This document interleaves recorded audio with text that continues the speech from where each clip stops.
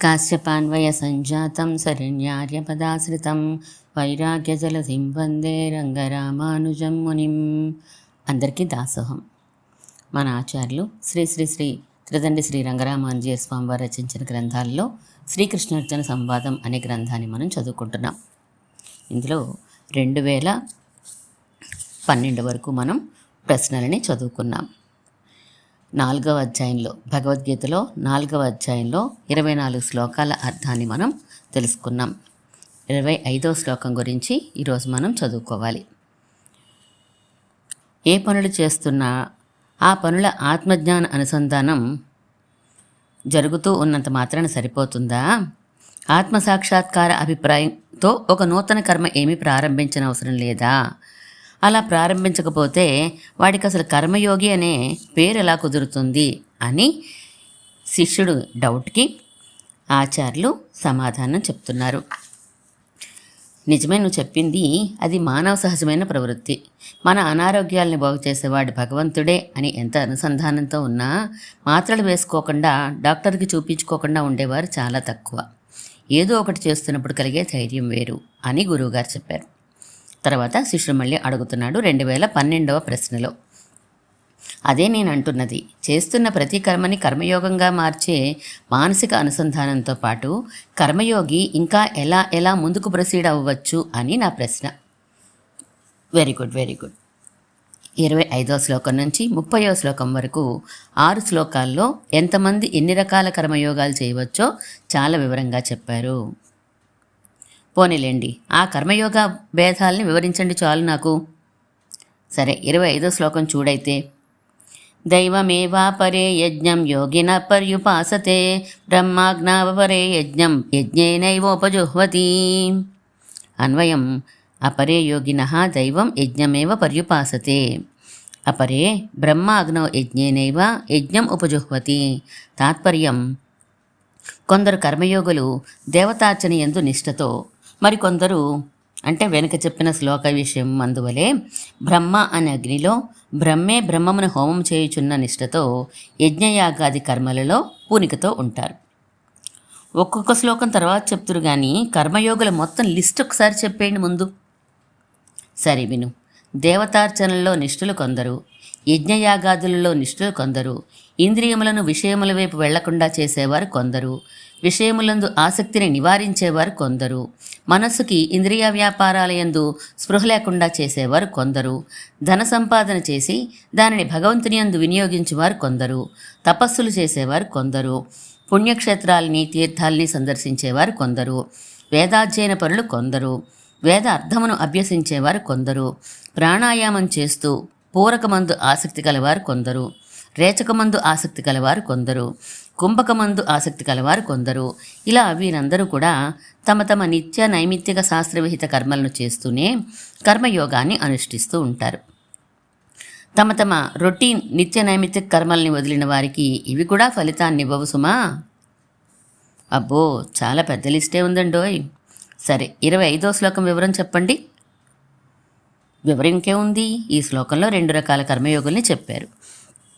వీరిలో ఒక రకం వారు దైవ యజ్ఞం చేస్తారు, అంటే దేవతార్చన యందు పూనికతో ఉంటారు. మరికొందరు యజ్ఞయాగాది కర్మల యందు పూనికతో ఉంటారు. చెప్పండి. 26, 27 శ్లోకాలు కలిపి చెప్పుకోవచ్చు మనం. ఏం ఇదివరకు చెప్పుకున్నాం, గుర్తుందా? ఇంద్రియముల కన్నా విషయములు బలమైనవి, విషయముల కన్నా మనస్సు బలమైనది అని. ఆ పద్ధతిలో యత్నించే కొందరిని ఈ 2 శ్లోకాలు చెప్తాయి. అంటే ఇంద్రియాన్ని నియమించేవారు కొందరు, విషయాల్ని దూరం చేసేవారు కొందరు, మనస్సుని త్రిప్పేసేవారు కొందరు అని ఈ 2 శ్లోకాల్లో కలిపి చెప్తున్నారు. చెప్పండి అయితే, శ్లోకాలు చదువుతాను. శ్రోత్రాదీన్ ఇంద్రియాణ్యన్యే సంయమాగ్నిషు జుహ్వతి, శబ్దాన్ విషయానన్యే ఇంద్రియాగ్నిషు జుహ్వతి, సర్వాణి ఇంద్రియ కర్మాణి ప్రాణకర్మాణి చాపరే ఆత్మసంయమ యోగాగ్నో జుహ్వతి జ్ఞానదీపితే. అన్వయం విను. అన్యే శ్రోత్రాదీని ఇంద్రియాణి సంయమాగ్నిషు జుహ్వతి, అన్యే శబ్దాదీన్ విషయాన్ ఇంద్రియాగ్నిషు జుహ్వతి, అపరే సర్వాణి ఇంద్రియకర్మాణి ప్రాణకర్మాణి చ జ్ఞానదీపితే ఆత్మసంయమ యోగాగ్నో జుహ్వతి. తాత్పర్యం: కొందరు శ్రోత్రము మొదలగు ఇంద్రియములను సంయమనం అనే అగ్నిలో దహించెదరు. కొందరు శబ్దాది విషయములను ఇంద్రియములనే అగ్నిలో దహించెదరు. ఇంకొందరు అన్ని ఇంద్రియ కర్మలను ప్రాణకర్మలను కూడా జ్ఞాన ప్రకాశని మనోనిగ్రహం అనే అగ్నిలో దహించెదరు. కొంచెం వివరించండి. ఏం లేదు, సింపుల్, విను. సిగరెట్ తాగడం చెడ్డది, అవునా? అందుచేత కొందరు సిగరెట్లు తాగే వాళ్ళతో స్నేహమే చెయ్యరు. సిగరెట్లు తాగే వాళ్ళతో కలవలసి వచ్చినా ఇంకొందరు ఆ వాసనని లెక్క చేయరు. బలవంతంగా ఎవరైనా తాగించారనుకో ఇంకొందరికి, వారు దానిని మనసుకు ఎక్కించరు, అంటే అలవాటు పడిపోరు. బాగుంది ఉదాహరణ. గొంగళి పురుగులున్న చోటికి వెళ్ళకూడదు, వెళ్ళినా దానిని మన జోలికి రానివ్వకూడదు, తప్పనిసరిగా అది వచ్చినా విదిల్చి పారేయాలంతేనా? అంతే. ఇంద్రియాలు, విషయాలు, మనస్సు అని 3 కదా. ఇంద్రియాలంటే తెలుసుగా, కళ్ళు, ముక్కు, చెవులు, నాలుక, చర్మం. విషయాలంటే తెలుసుగా, రూపం, వాసన, శబ్దం, రుచి, స్పర్శ. ఈ శబ్ద, స్పర్శ, రూపరసగంధాలే శ్రోత్ర, త్వక్, చక్షు, జిహ్వ, ఘ్రాణేంద్రియాలని ప్రకృతిలో పడేస్తూ ఉంటాయి. అందుకని కొందరు కర్మయోగులు ఈ ఇంద్రియాలని ఆ విషయాల వైపు వెళ్లకుండా అడ్డుకుంటారు. మరికొందరు కర్మయోగులు విషయాలు అనుభవిస్తున్నా ఇంద్రియాలకి వాటి యందు ఆసక్తిని కలగనివ్వరు. వేరే కొందరు కర్మయోగులు ఆత్మజ్ఞానం అనే వెలుగుతో నిండిన మనస్సుని ఇంద్రియాలు ఏమనుభవిస్తున్నాయో పట్టించుకోని స్థితికి తీసుకుని రావాలని ప్రయత్నిస్తూ ఉంటారు. ప్రాణకర్మాణి అంటే ఉచ్ఛ్వాస నిశ్వాసాదులే. సరే, 28వ శ్లోకం చదవనా? ద్రవ్యయజ్ఞాస్తపో యజ్ఞాః యోగయజ్ఞాస్తదా పరే స్వాధ్యాయజ్ఞానయజ్ఞాశ్చ యతః సంస్కృతవ్రతాః. అన్వయం సులభమే, చెప్పేస్తానే. యతయః సంస్కృతవ్రతాః అపరే ద్రవ్యయజ్ఞాః తపోయజ్ఞాః యోగయజ్ఞాః స్వాధ్యాయజ్ఞాః జ్ఞానయజ్ఞాః చ. సరే, తాత్పర్యం చెప్తాను, విను. చక్కని యత్నము కలవారు, దృఢ సంకల్పులు అయిన కొందరు కర్మయోగులు ద్రవ్యార్జన చేసి దానాలు, ధర్మాలు, దేవతార్చనలు చేస్తారు. మరికొందరు శాస్త్ర పద్ధతిలో శరీరాన్ని కృషింపచేసుకుని తపస్సులు చేస్తారు. ఇంకా కొందరు పవిత్ర విషయ ప్రాప్తే ప్రధానంగా ఉంటారు. ఇంకొందరు వేదం చదువుకుంటారు. మరికొందరు వేదార్థం చదువుకుంటారు. యోగయజ్ఞం అంటే యోగాభ్యాసం కాదా? ఇంద్రియ నిగ్రహం, ప్రాణాయామం విడివిడిగా చెప్పేశారు కనుక యోగాభ్యాస అనే అర్థం ఇక్కడ ఈ పదానికి అవసరం లేదు. కర్మయోగ భేదాలు చెప్పడమే కనుక అంతకుమించి లోతులతో అవసరం లేదు. అదీ కాక కర్మయోగ తపస్తీర్థ దాన యజ్ఞాది ప్రాప్తి సేవనం అనే పెద్దల వాక్యం ఉన్నది కనుకను, యోగం అంటే ప్రాప్తి అనే అర్థం ఉన్నది కనుకను, యోగయజ్ఞం అంటే పుణ్యతీర్థ, పుణ్యక్షేత్రముల వంటి పవిత్ర స్థలాలను పొందడంగా చెప్పుకోవచ్చు. ప్రాణాయామంతో కూడా కర్మయోగ విభాగం ఉంటుందా? ఉంటుంది. ఉచ్ఛ్వాస నిశ్వాసాలకు సంబంధించినదే ప్రాణాయామం. మన శరీరంలో ఊర్ధ్వగతిగా ప్రసరించే వాయువుకి ప్రాణమని పేరు, అధోగతిగా ప్రసరించే వాయువుకి అపానం అని పేరు. ఇవి 2 రకాలే ఉంటాయా? ఇంకా ఉన్నాయి. వ్యానము, ఉదానము, సమానము అని వాటి పేర్లు. ఇక్కడ అవి అవసరం లేదు కనుక చెప్పడం లేదు. పూరకం, రేచకం, కుంభకం అంటే ఏంటి? తెలిసే అడుగుతున్నట్లు నువ్వు. ఊపిరిని బాగా పీలుస్తూనే ఉండడాన్ని పూరకం అంటారు. వదులుతూనే ఉండడాన్ని రేచకం అంటారు. పీల్చడం, వదలడం రెండూ చేయకుండా ఉండడాన్ని కుంభకం అంటారు. ప్రాణాయామంలో ఈ 3 ప్రక్రియలు.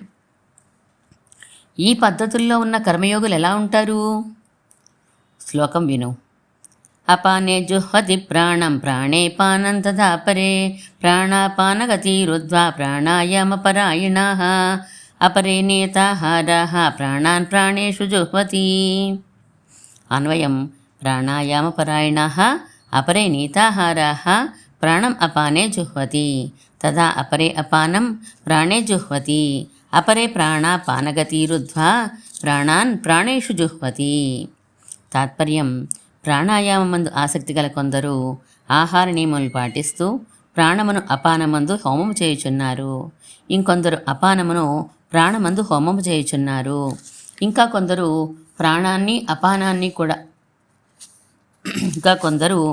ప్రాణాన్ని అపానాన్ని కూడా నిలిపేసే వివిధ రకాల ప్రాణాలన్నింటినీ వాటిలోనే హోమం చేయుచున్నారు. అంటే ఇందాక మీరు చెప్పినట్లు కేవలం పూరకం మీద పూనికతో కొందరు కర్మయోగులు, కేవలం రేచకం మీద పూనికతో మరికొందరు కర్మయోగులు, కుంభకం మీద పూనికతో ఇంకా కొందరు కర్మయోగులు ఉంటారన్నమాట. బాగుంది. వీరందరికీ ఫలం సమానమేనా? సమానమే. సర్వేప్యేతే యజ్ఞవిదో యజ్ఞక్షపిత కల్మషాః అన్నారు. అన్వయం ఏతే సర్వే అపి యజ్ఞవిదః యజ్ఞక్షపిత కల్మషాః. తాత్పర్యం వీరందరూ కూడా శాస్త్రోక్తములైన పంచమహాయజ్ఞములను చేయుచున్నవారే, యజ్ఞము చేత తొలగింపబడిన పాపము కలవారు, అంటే పాపాలు లేనివారు అని భావం. ఫలం ఆత్మప్రాప్తేనా? అదే. యజ్ఞశిష్టామృతభుజో యాంతి బ్రహ్మ సనాతనం. అన్వయం యజ్ఞశిష్టామృతభుజ సనాతనం బ్రహ్మ యాంతి. తాత్పర్యం యజ్ఞములు చేయగా మిగిలిన అమృతమయ భోగములను అనుభవించువారే శాశ్వత ఆత్మస్వరూపమును పొందుచున్నారు. యజ్ఞములు చేయగా మిగిలిన అంటే శాస్త్రం ప్రతివారికి కొన్ని యజ్ఞాలను విధించింది. యజ్ఞాలు అంటే కర్మలు. ప్రతిరోజు దేవతారాధన చేయాలి, పితృదేవతల్ని అర్చించాలి, స్వాధ్యాయం చేయాలి, అతిథుల్ని ఆదరించాలి, ఆశ్రితులని పోషించాలి. ఇలా ఇవన్నీ యజ్ఞములే. ఈ యజ్ఞములు చేయగా మిగిలిన అన్నం అంటే వీటిని తప్పక చేసి తద్వారా లభించిన అన్నాన్ని భుజించేవాడు అని అర్థం. అలాంటి అన్నం అమృతమయం. అన్నం అంటే భోగాలు అని అర్థం. ఇలా ఈ శాస్త్రోక్తములను చేస్తూ కర్మయోగం ఆచరించాలన్నమాట. వీటిని చేయకుండా కర్మయోగం చేస్తేనో? 31వ శ్లోకం చివరి భాగం చూడు. నాయంలో కోస యజ్ఞస్య కుతోన్య కురుసత్తమా. అన్వయం కురుసత్తమా అయజ్ఞస్య అయం లోకః నాస్తి అన్యకుతః. తాత్పర్యం అర్జున, నిత్య నైమిత్తిక కర్మయజ్ఞములను చేయని వానికి ఈ లోకంలోని ధర్మార్థ కామాలే రావు, ఇక మోక్షం ఎక్కడిది? అర్థమైంది. ఫలం సమానమే అన్నారు. బాగుంది. కానీ చేయడంలో హెచ్చుతగ్గులున్నాయా ఈ వివిధ కర్మయోగాలలో? 32వ శ్లోకం నుండి చూద్దాం ఆ వివరాల్ని. అయితే గురువుగారు, మనం నిత్య చేసే కర్మల నుండే కర్మయోగం బయలుదేరుతుందని అనుకోవచ్చా? అంతే మరి. 32వ శ్లోకం చూడు. ఏవం బహువిధా యజ్ఞాః వితతా బ్రహ్మణో ముఖే కర్మజాన్ విద్యతాన్ సర్వాన్ ఏవం జ్ఞాత్వా విమోక్షసే. అన్వయం ఏవం బహువిధాః యజ్ఞాః బ్రహ్మణః ముఖే వితతాః తాన్ సర్వాన్ కర్మజాన్ విద్ధి ఏవం జ్ఞాత్వా విమోక్షసే. తాత్పర్యం ఇలా అనేక విధాలుగా ఉన్న కర్మయోగములు వేదాంతంలో అంటే ఉపనిషత్తులలో వివరంగా చెప్పబడ్డాయి. అవన్నీ కూడా నిత్య నైమిత్తిక కర్మల వలన బయలుదేరుతున్నవే అని తెలుసుకో. అలా అనుష్ఠిస్తే సంసారం నుండి విడివడగలవు. బ్రహ్మణః ముఖే వితతాః అంటే వేదాంతంలో చెప్పబడ్డాయి అని అర్థమా? బ్రహ్మ అంటే వేదమని అర్థముంది, ఆత్మ అని అర్థముంది. ముఖం అంటే శిరస్సుకి ఉపలక్షణం కనుక వేద శిరస్సులు వేదాంతం అంటే ఉపనిషత్తులలో వివరించబడ్డాయి అని చెప్పుకున్నాం. లేదా బ్రహ్మ అంటే ఆత్మ అనే అర్థం వాడుకుంటే బ్రహ్మణః ముఖే అంటే ఆత్మస్వరూపమును పొందే ఉపాయము అని కూడా చెప్పుకోవచ్చు. జ్ఞాత్వా అంటే తెలుసుకొని అని అర్థం కదా. అనుష్ఠించి అన్నారేంటి?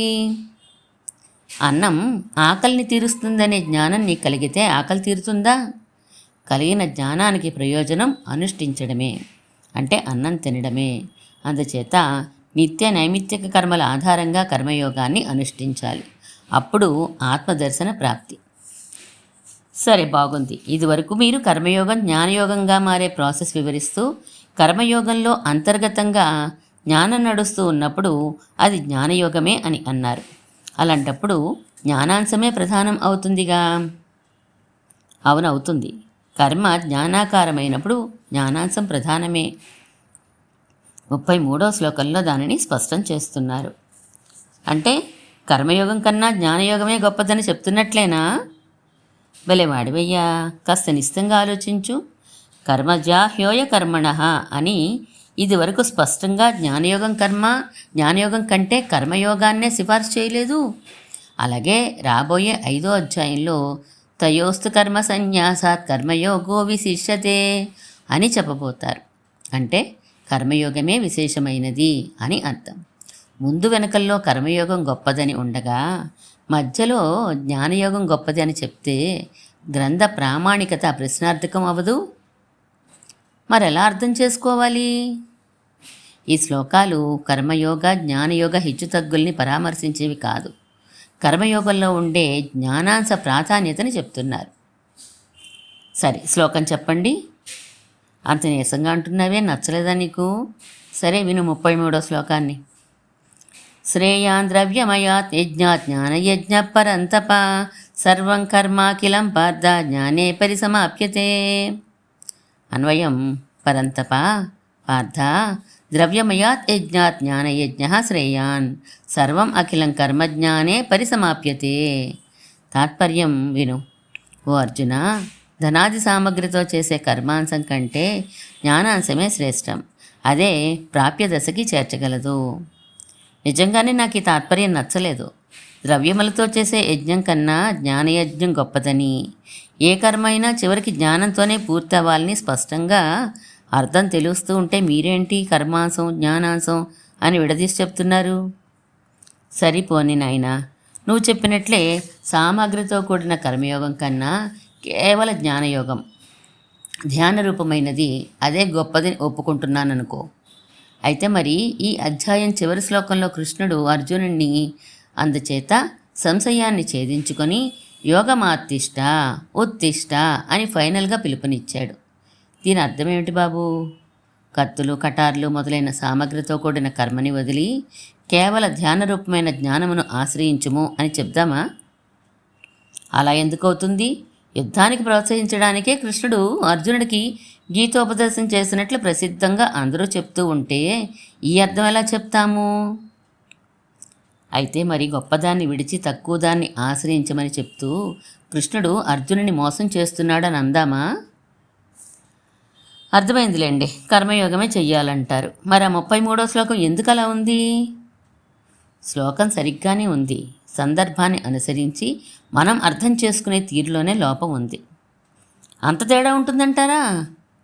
ఓ ఉదాహరణ చెప్తాను చూడు. సందేహం లేకుండా వస్తాను అని ఎవరైనా అన్నారనుకో, ఏమని అర్థం? తప్పకుండా వస్తాను అని. ఏ సందేహాన్ని తెచ్చుకుని వస్తాను అని కాకూడదా? అవచ్చు అనుకోండి, సందర్భాన్ని బట్టి ఉంటుంది. అవునా మరి? అలాగే ఇక్కడ కూడా ముందు వెనకలను చూసి అర్థ నిర్ణయం చేయాలి, కానీ కేవలం శ్లోకంలోని పదాలని బట్టి కాదు. అంటే కర్మయోగంలో క్రియాపరమైన భాగం కన్నా అంతర్గతంగా నడిచే జ్ఞానము, స్మృతి పరంపరే శ్రేష్టం అని చెప్తున్నారన్నమాట. కానీ ఈ శ్రేష్టత దేనిలో అంటారు? ఎందువలనంటారు? చెప్పారుగా ఈ శ్లోకంలోనే, సర్వమఖిలం కర్మ జ్ఞానే పరిసమాప్యతే. సమస్త విధమైనది వైకల్యం లేనిది అయిన కర్మ చివరికి జ్ఞానమందే పర్యవసిస్తుంది కనుక. కర్మ జ్ఞానంలో పర్యవసిస్తుంది కనుక జ్ఞానం గొప్పదన్నారు, బాగుంది. కానీ ఈ పర్యవసించడం అంటే అభ్యసించబడడం. ఎన్ని రకమాల ద్రవ్యాల్ని ఉపయోగించి ఎన్ని రకాల క్రియల్ని చేస్తూ ఉన్నా అవన్నీ ఆ జ్ఞానం కోసమే కదా. ఏ జ్ఞానం కోసం? ఆత్మసాక్షాత్కార జ్ఞానం. ఆత్మజ్ఞానాభ్యాసమే కదా ఆత్మసాక్షాత్కారం కలిగించగలిగేది. ఓహో ఓహో ఇప్పుడు అర్థమైంది నాకు. ఏంటో అర్థమైంది? కర్మయోగం అంటే పనులు చేస్తూ ఉండడమని, జ్ఞానయోగం అంటే అవి మానేసి ముక్కు మూసుకొని ధ్యానం చేయడం అని చాలామందిలాగే నాకు ఓ నిశ్చిత అభిప్రాయం పడిపోయింది. ఆ కోణంలోంచి ఈ శ్లోకాలన్నింటినీ చదువుతున్నా కనుక అలాంటి అర్థాలని లాగాలని ప్రయత్నిస్తున్నాం. కానీ జ్ఞానయోగం అంటే ఆత్మసాక్షాత్కారం అనే ఫలాన్ని పొందడానికి ఉపయోగించే ఆత్మజ్ఞానాభ్యాసం. కర్మయోగం అంటే తత్సాధనపరమైన క్రియాభాగం. దీనికన్నా అది గొప్పది అంటే దీనిని మానేసి దానిని మాత్రమే చేయమని కాదు, దీని ప్రయోజనం దానికి చేర్చడమే కనుక అది దీనికన్నా గొప్పది అన్నారంతే. ప్రయాణం చేయడం, గమ్యం చేరడం, ఈ రెండిటిలో ఏది గొప్పది అని అడిగితే గమ్యం చేరడమే అని చెప్తాం. కానీ ప్రయాణం మానేసి గమ్యం చేరలేం కదా. గమ్యం చేరడం గొప్పదని ఎందుకని అన్నారంటే సాధనం కన్నా సాధ్యం ఎప్పుడూ గొప్పదే కదా. చాలా బాగుందయ్యా నీ యుక్తి, బాగా అర్థం చేసుకున్నావు. అయితే చిన్న సవరణ, నేరుగా జ్ఞానయోగం చేసేవారు లేకపోలేదు. అంటే క్రియాభాగం లేకుండానే జ్ఞానాభ్యాసం చేసేవారు తప్పకుండా ఉన్నారు. కానీ అది దుస్సాధ్యం, ప్రమాదభరితం. ఈ విషయం ఇదివరకే చెప్పుకున్నాం. జ్ఞానయోగం వలన వచ్చే ప్రయోజనమే సులభ సాధ్యంగానూ ప్రమాదరహితంగానూ కూడా కర్మయోగం వలన వచ్చేస్తూ ఉంటే ఇంకా జ్ఞానయోగం అంటూ అంతంత కష్టపడ్డం ఎందుకు? అవును, నిజమే. ముక్కుని నేరుగా చేతితో అందుకోగలుగుతూ ఉన్నా తల చుట్టూ చేతిని తిప్పి కష్టపడి అందుకున్నంత మాత్రాన వాడు గొప్పవాడైపోడు, తెలివి తక్కువవాడు అవుతాడంతే. కరెక్ట్. ఆత్మజ్ఞానం అంతర్గతంగా నడుస్తూ ఉన్న కర్మయోగం జ్ఞానయోగ సాయం అవసరం లేకుండానే ఆత్మావలోకనాన్ని కలిగించేస్తుంది. గురుగారు, చాలా బాగుంది ఇది.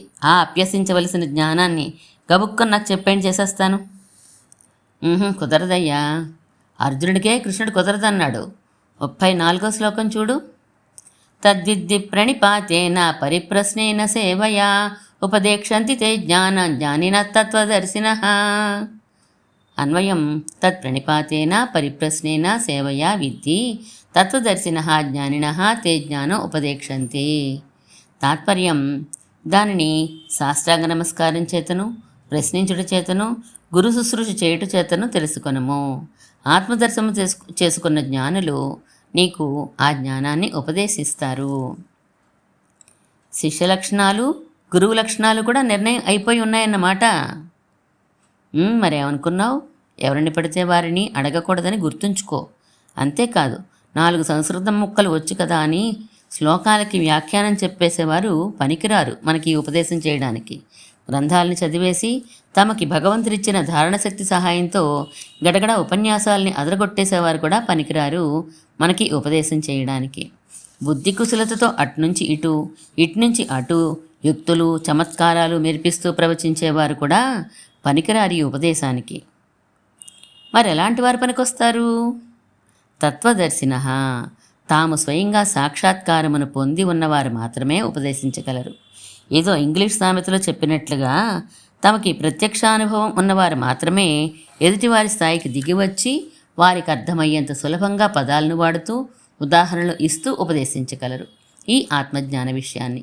ఇలాంటి ప్రత్యక్ష అనుభవం ఉన్న మీదట సంస్కృత భాషా జ్ఞానం, ధారణశక్తి, బుద్ధి కుశలత ఈ మొదలైనవన్నీ ఆ ఉపదేశానికి మరింత ఉపకరిస్తాయి. కానీ అది లేకుండా ఇవి మాత్రమే ఉంటే పనికిరాదు.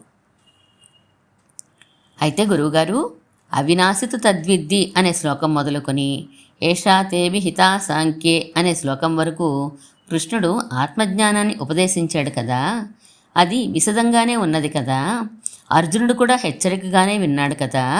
మరి మళ్ళీ తత్వదర్శులైన జ్ఞానులని అర్జునుడు ఆశ్రయించాలా, లేక మన కోసం కృష్ణుడు ఆ మాటని అన్నాడా? అర్జునుడికే చెప్తున్నాడు, ప్రత్యక్ష అనుభవం ఉన్న తత్వదర్శుల దగ్గర తెలుసుకోమని. అదేం తానే చెప్పాడు కదా, అందులో లోటైనా ఏముందా? లోటేమైనా? లోటు లేదు. కానీ ఉపదేశించిన జ్ఞానం ప్రయోజనాన్ని కలిగించాలనే అభిప్రాయంతో ఈ మాట అన్నాడు స్వామి. నాకు అర్థం కాలేదు నాయనా. మిగిలిన జ్ఞానాల్లా కాకుండా తత్వజ్ఞానం విశదంగా ఉండాలంటే అంతఃకరణం ద్వారా లోనికి ప్రవేశించాలి. అనాది అయిన కర్మల వలన సంపాదించబడిన అనంత పాప సమూహం ఈ తత్వజ్ఞానాన్ని లోపలికి ప్రసరించనీయకుండా అడ్డుకుంటూ ఉంటుంది. కామెర్ల రోగికి శంఖం తెల్లగా ఉన్నదని ఎంత ఉపదేశించినా రోగం తీరే వరకు ఎలా పచ్చగానే కనబడుతుందో అలా పాపాలు తీరే వరకు తత్వజ్ఞానం విశదం కాదు. అవి ఎలా పోతాయి? కర్మయోగానుష్ఠానం చేయగా పోతాయి. అప్పుడు ఇంక ఉపదేశ ఆవశ్యకత ఏమిటి? ఆటంకాలు పోగానే ఆత్మజ్ఞానం విశదం అయిపోతుందిగా. భలేవాడివయ్యా. నేల మీద గొయ్యి చెయ్యాలంటే త్రవ్వే పరికరం సూదిగా ఉండడం మాత్రమే కాక నేల కూడా మృదువుగా ఉండాలి. ఎంత మృదువైన నేలైనా పరికరం సూదిగా లేకపోతే కుదరదు. పరికరం ఎంత సూదిగా ఉన్నా రాతి నేల వంటి కఠినమైనది అయితే ప్రయోజనం ఉండదు. పాప ప్రచురితమైన మన అంతఃకరణం కఠినమైన నేల. తత్వజ్ఞానుల ఉపదేశం సూది అయిన పరికరం. కర్మయోగం ద్వారా అంతఃకరణానికి మృదుత్వం చేకూరాలి. అప్పుడు జరిగిన ఉపదేశం ద్వారా ప్రయోజనం నెరవేరి ఆత్మజ్ఞానం విశదమవుతుంది. అంతేనా? అంతేకాదు, మన పాప సమూహం నశిస్తున్న కొద్దీ క్రమంగా కొన్ని అనుభవాలు, కొంత జ్ఞానం వస్తూ ఉంటాయి. అవి సరి అయినవా భ్రాంతిజనితాలా అని తెలుసుకోవడానికి ఉపదేశం అవసరం. ఇక ముందు తెలియవలసిన దానిని సూచనగా గ్రహించడానికి ఉపదేశం అవసరం.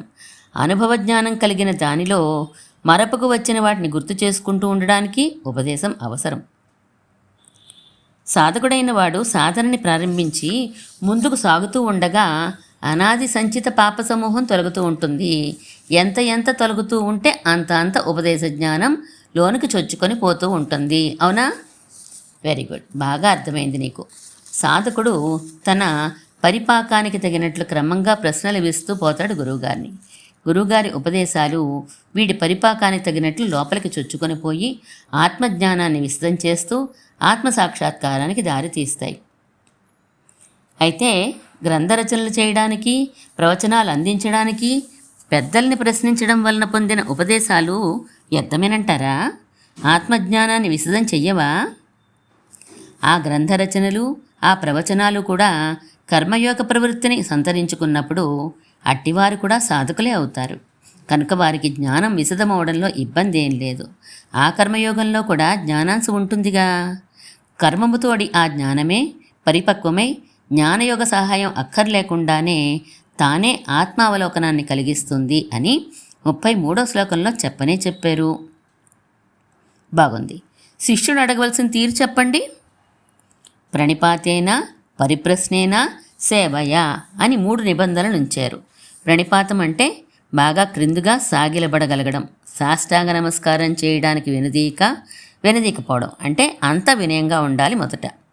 సేవ అంటే తెలుసుగా, మనసు నెరిగి తగిన విధంగా వర్తించడం, ఒక విధమైన ప్రేమ అభిమానం చిక్కగా ఉండడం, జీతం పుచ్చుకునే వారి విధంగా తప్పనిసరి సర్వీస్ కాకుండా చేయాలనే ఆతృతతో ఆర్తిగా చేయడం, ఎవరికి ఆత్మసాక్షాత్కారమైందని నువ్వు నమ్ముతున్నావో, ఎవరి ఉపదేశం వల్ల నీలో ఆత్మజ్ఞానం విశదమవ్వాలి అని ఆశపడుతున్నావో వారి పట్ల ప్రణిపాతము, సేవ తప్పనిసరి అని గ్రహించుకో. అర్థమైంది. మరి పరిప్రశ్న అంటే తాను చాలా తెలివైన వాడిని అనే విషయం గురువుగారికి ఎలాగో ఒకలా అర్థమయ్యేలా చేయాలనే తాపత్రయం ఉండకూడదు. మొదట మాటల చమత్కారాలు, గొప్పలు పోవడాలు, తాను అది చదివాను, ఇది చదివాను, వారిని అడిగాను, వీరిని అడిగాను, నాకు ఇలా స్వరించేసింది, కల్లోనే తెలిసిపోతూ ఉంటాయి ఇవన్నీ నాకు, ఇలాంటి ప్రలాపాలకి స్వస్తి చెప్పాలి. తనకి తెలియదు కనుకనే అడుగుతున్నాను అని తనకి తాను విశ్వసించగలగాలి మొదట. చాలా ఆసక్తిగా ఉంది, ఇంకా చెప్పండి. పొడుగ్గా ఉన్నవాడు నేను చాలా పొట్టివాడినండి అంటూ మన దగ్గర వినయం ప్రదర్శిస్తే మనం ఎలా ఫీల్ అవుతామో అలాగే అప్పటికే ఉన్న జ్ఞానం, ధారణ, పాండిత్యం, ప్రవచన సామర్థ్యం వంటి లోకంలో ప్రసిద్ధమైపోయిన తన గుణాలని లేవు అని వినయం ప్రదర్శిస్తే ఉపదేశం చేయవలసిన తత్వజ్ఞాని అలా ఫీల్ అవుతాడు. కనుక ఉన్నది ఉన్నట్టుగా చెప్పాలి, లేనిది లేనట్టుగా చెప్పాలి. ఆత్మవిశ్వాసం అనర్హత కాదు, అహంకారమే అనర్హత. ప్రణిపాతం అంటే కేవల శరీర సంబంధమైన సాగిలపడడం మాత్రమే కాదు, మానసికమైన వినయం, ధారణ, పాండిత్యం, సామర్థ్యం వగైరాలన్నీ నాకున్నా అయ్యో ఆత్మజ్ఞానం విశదంగా లేదే అని విచారించగలిగే మానసిక పరిపక్వతే ప్రణిపాతం అంటే. పరిప్రశ్న అంటే ప్రతివాదిలా జిగీషులా అడగకుండా జిజ్ఞాసులై అడగడం. చాలా బాగా చెప్పారు. జిజ్ఞాసులా నటించకూడదు, జిజ్ఞాసులై అడగాలి. అవునంతే.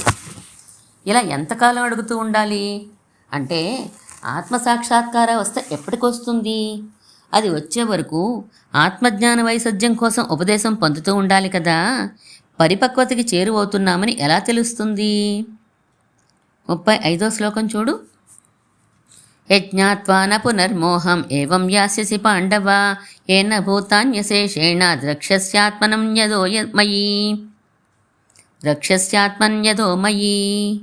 అన్వయం. హే పాండవ, యజ్ఞాత్వా పునః ఏవం మోహం న యాస్యసి ఏన భూతాని అశేషేణ ఆత్మని అధోమయి ద్రక్ష్యసి.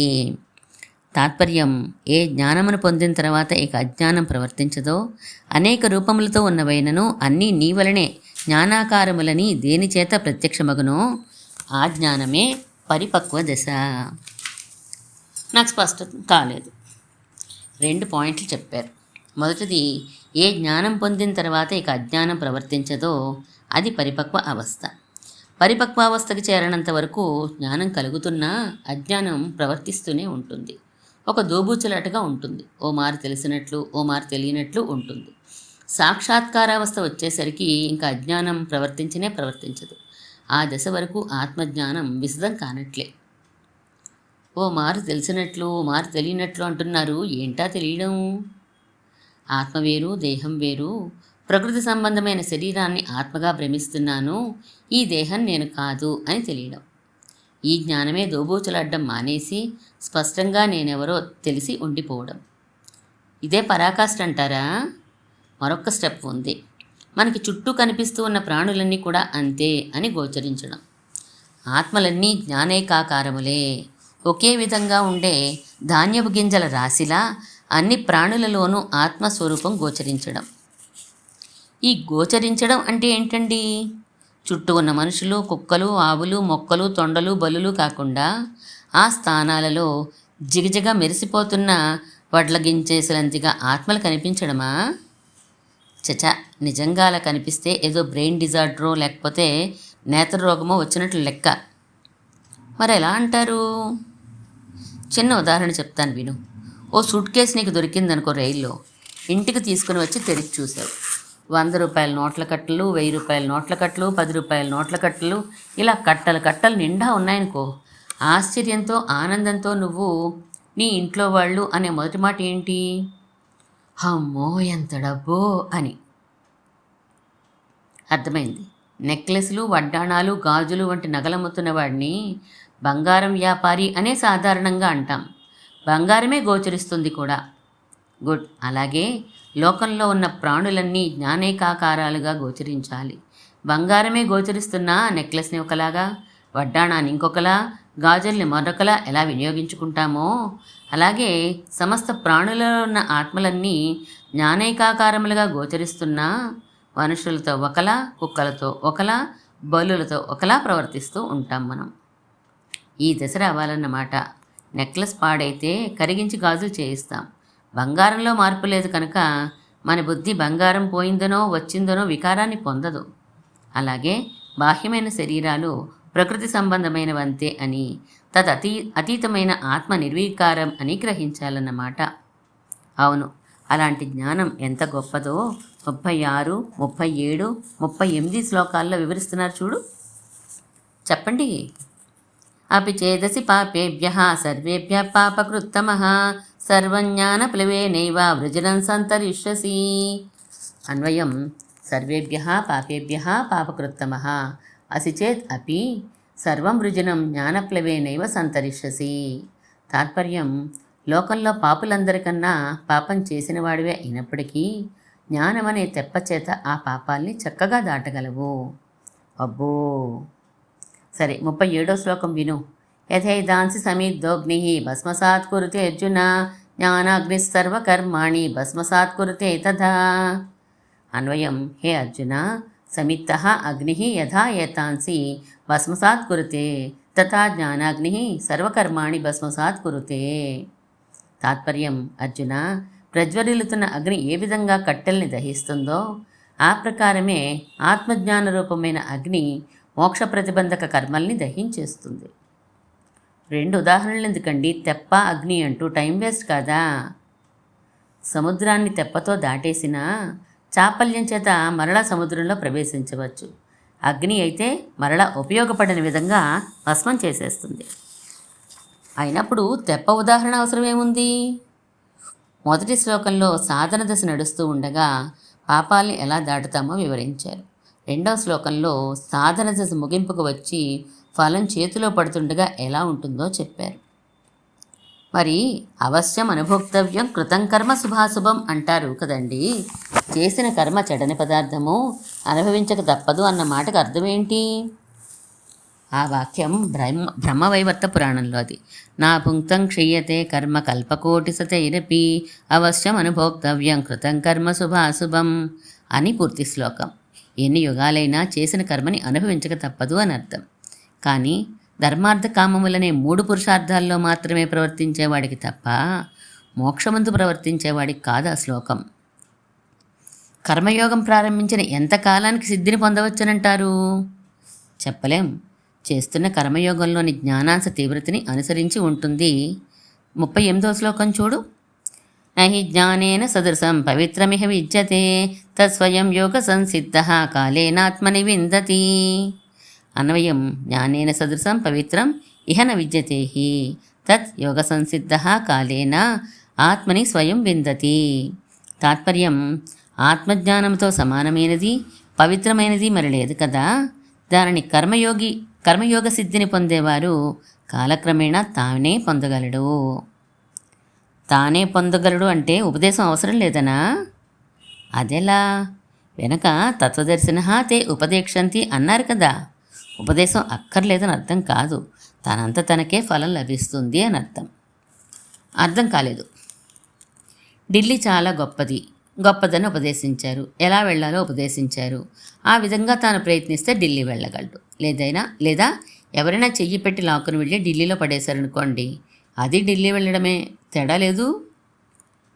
అర్థమైంది. ఆత్మజ్ఞానోపదేశం పొంది జ్ఞానాకారమైన కర్మయోగానుష్ఠానమును చేసుకునేవాడు తానే కాలక్రమేణా సిద్ధిని పొందగలడు. ఇంకొకరి ప్రమేయం అవసరం లేదు. సరే, కానీ బాగా ఆలస్యమవుతుందంటారా? శ్రద్ధ ఉంటే వేగమే సిద్ధొస్తుంది. వివరం చెప్తున్నారు 39వ శ్లోకంలో. శ్రద్ధావాన్ లభతే జ్ఞానం తత్పర సంయతేంద్రియ జ్ఞానం లబ్ధ్వా పరం శాంతిం అచిరేణాధిగచ్చతి. అన్వయం శ్రద్ధావాన్ తత్పర సంయతేంద్రియ జ్ఞానం లభతే జ్ఞానం లబ్ధ్వా అచిరేణ పరాం శాంతిమధిగచ్చతి. తాత్పర్యం, ఫలం లభిస్తుందన్న విశ్వాసం ఉండాలి, త్వర ఉండాలి. ఈ రెండు కలిస్తే శ్రద్ధ అంటారు. దాని యందే ఆసక్తి ఉండాలి, ఇంద్రియ నిగ్రహం ఉండాలి. అలా ఉన్నవాడికి విశుద్ధమైన జ్ఞానం లభిస్తుంది. దానిని పొంది శీఘ్రంగానే ఆత్మసాక్షాత్కార రూప శాంతిని పొందగలడు. మరి కర్మయోగం వల్ల మోక్షం చాలా రోజులు పడుతుందంటారు లోకంలో. 40వ శ్లోకంలో అది చెప్పారు. యజ్ఞశ్చ శ్రద్ధదానశ్చ సంశయాత్మా వినశ్యతి నాయం లోకోస్తి న పరో న దుఃఖం సంశయాత్మనః. అన్వయం అజ్ఞ అశ్రద్ధదానశ్చ సంశయాత్మా చ వినశ్యతి సంశయాత్మనః అయం లోకః నాస్తి పరః న సుఖం నా. తాత్పర్యం, ఉపదేశం వల్ల లభించే జ్ఞానం లేనివాడు, ఉన్నా దానిని వృద్ధి చేసుకోవడంలో శ్రద్ధ లేనివాడు, శ్రద్ధ కూడా ఉన్నప్పటికీ సంశయంతో ఉన్నవాడు నశించుచున్నాడు. నమ్మిక లేనివాడికి ధర్మార్థ కామములనే పురుషార్థములే లభింపవు. ఇక మోక్షం ఎక్కడిది, సుఖం ఎక్కడిది? మోక్షశాస్త్రం మీద నమ్మిక లేని సంశయాత్మకుడికి మోక్షం లేకపోవాలి, కానీ ధర్మార్థ కామములు ఎందుకుండవు? ధర్మార్థ కామములను ప్రతిపాదించే శాస్త్రములన్నీ కూడా మోక్షశాస్త్ర ప్రయోజనాన్ని పరంపరగా కలుగజేసే ప్రక్రియలు కలవే కనుక సంశయాత్మ వినశ్యతి అన్న దానిలో సందేహం లేదు. ఆశ్చర్యమే. సరే, 41వ శ్లోకం చూడు. యోగ సన్యస్త కర్మాణం జ్ఞాన సంచిన్న సంశయం ఆత్మవంతన్న కర్మాణి నిబధ్నంతి ధనంజయ. అన్వయం, ధనంజయ, యోగ సన్యస్త కర్మాణం జ్ఞాన సంచిన్న సంశయం ఆత్మవంతం కర్మాణి న నిబధ్నంతి. ఆత్మజ్ఞానానుసంధానము లేని కేవల కర్మలను విడిచినవాడును, దానిచేతనే సంశయములను పోగొట్టుకున్నవాడును అగు ప్రశాంత చిత్తుని కర్మలు బంధించవు. మరొక్క శ్లోకంతో అధ్యాయం ముగుస్తోంది కాబోలు. అవును. తస్మాదజ్ఞాన సంభూతం హృస్తం జ్ఞానాసినాత్మనః చిత్వైనం సంశయం యోగం ఆత్తిష్టోత్తిష్ట భారత. అన్వయం, హే భారత, తస్మాదజ్ఞాన సంభూతం హృస్తం ఆత్మనః ఏవం సంశయం జ్ఞానాసినా చిత్వా యోగమాత్తిష్ట ఉత్తిష్ట. తాత్పర్యం, అర్జున, అజ్ఞానం వలన హృదయమునందు నాటియున్న ఆత్మ విషయమైన సందేహమును నేను ఉపదేశించిన జ్ఞానము అనే కత్తిచేత ఛేదించి కర్మయోగాచరణకై సిద్ధపడుము అని 2090వ శ్లోకం వరకు మనం చదువుకున్నాం. కృష్ణ పరమాత్మ అర్జునుడికి కర్మయోగాన్ని చేయవలసింది, జ్ఞానాంశతో కర్మయోగాన్ని చేయవలసింది అని బోధిస్తున్నాడు. ఇక్కడితోటి 4వ అధ్యాయం పూర్తి చేసుకున్నాం మనం భగవద్గీతలో. 2090 ప్రశ్నలు, 4వ అధ్యాయము ఈ పూటతో పూర్తయినాయి. మనకి మిగిలింది రేపు తెలుసుకుందాం. శ్రీమన్మహాభూతపురే శ్రీమత్ కేశవ యజ్వరః కాంతిమత్యాం ప్రసూతాయ యతిరాజాయ మంగళం.